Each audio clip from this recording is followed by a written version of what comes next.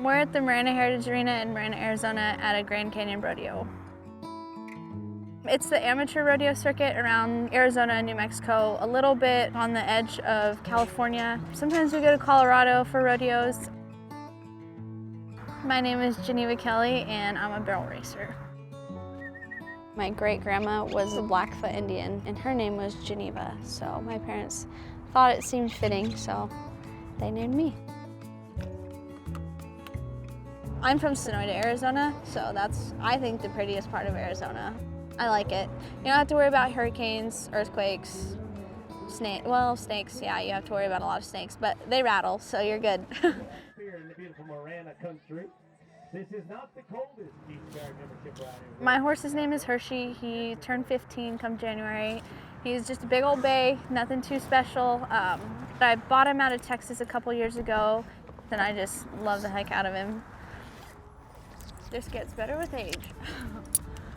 Some of them, you know, they are good, but then you take them to a rodeo and they're a little nutty in the head and they don't quite handle the surroundings that well. Or you get a good one and you can't keep them sound. Here comes the fire-breathing dragon. To have a horse like Hershey that's older and so solid and so sound is just a blessing. And I'm very, very grateful to have a horse like him. Went out to the arena and I was a little bit hesitant because it was really deep, but my horse, he tends to work good in the rain and everything. I learned that you can't expect to get your mind right the day of your performance. You have to get your mind right the days leading up to your performance.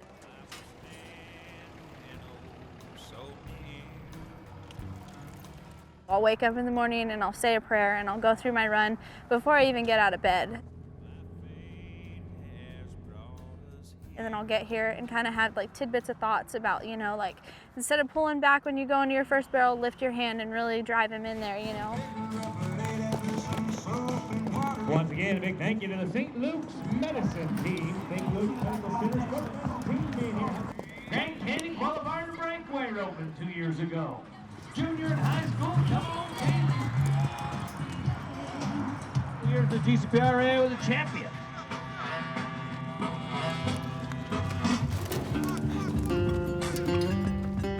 The number one thing I could tell a barrel racer is don't overthink it. Don't get inside your head too much. I've learned to not do that. Let yourself just have some fun, and then whenever it comes game time, you should be able to just go in there and do your thing. There's about 70 riders today, give or take. How about an 18.15 right there? Before I run him, I kiss to him and smooch to him an awful lot because he's kind of so laid back that I want him to be really ready to roll. You're in the hole. This is Geneva Kelly.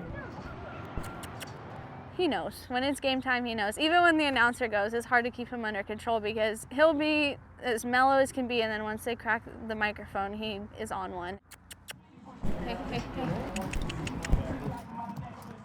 I go into my first barrel just looking for a little bit of rate, and if he rates good to my first barrel, that tells me that I can ride hard. A rate means whenever my horse is going into his barrels, he collects his body underneath of himself, but is still moving. You'll say, my horse fired good today, which means he really ran, and like you can feel when your horse just really smokes a barrel, and you know if it's gonna be fast. I can probably tell you if I'm gonna place before I even cross the line.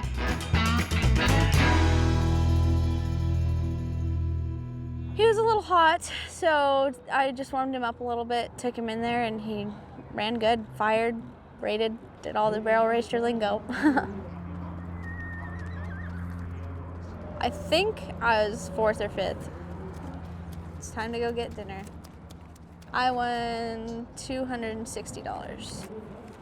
Usually they just pay you back with what you enter with. So I got my entries back, which is nice. Our goal was that we set for ourselves was to make it to the college finals, and I did. And just because of that, he's pretty important to me. I placed at every college rodeo. And they say if you're ever gonna have a streak, it needs to be in those March, April months during the college rodeos, and I sure did. My mom always jokes to me that I'm kind of out of control and like a little skittish and everything, and anything I do, he pretty much, you know, makes me look good. Nitro, come here. Come here, buddy. I would say there's a hard part, but I feel like that'd be a little selfish because you get to do this all the time. It's a great community, the rodeo community. People here are, I think, some of the best people. They're very down to earth, they work hard, and they're just honest people. And any one of my friends I could call on any given day and they're gonna be cool, so. I'm not gonna lie to you and say that the rodeo community doesn't like to have a lot of fun because they get a little wild, but it's great, I love it. They have a lot of funny stories to tell, especially the boys. It's kind of like my little family, you know, like I load up my horses and I load up my dog and we all go together, and I'm never lonely because he's always with me, and then my horses, it's always something to do every day to look forward to, and without them, I'd probably be pretty sorry.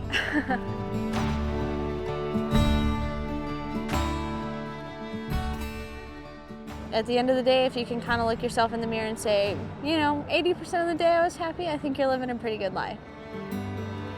I love the life I'm living.